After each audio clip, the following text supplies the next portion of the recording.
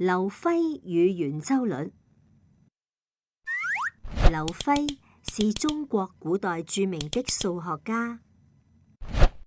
公元263年，劉輝為中國數學古籍9章算術注釋，包括證明圓面積的公式。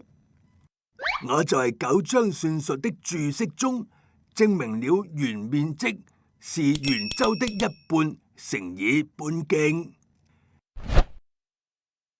劉輝還用巧妙的方法求得圓周率的近似值。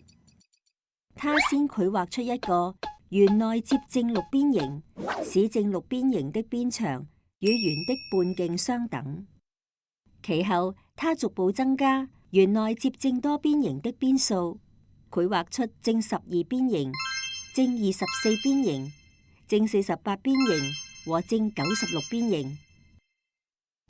劉輝發現，正多邊形的邊數越多，它的周界越接近圓。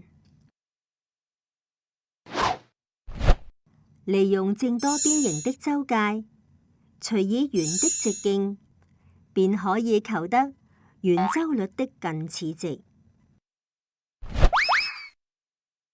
後人稱劉輝求圓周率的方法為割圓術。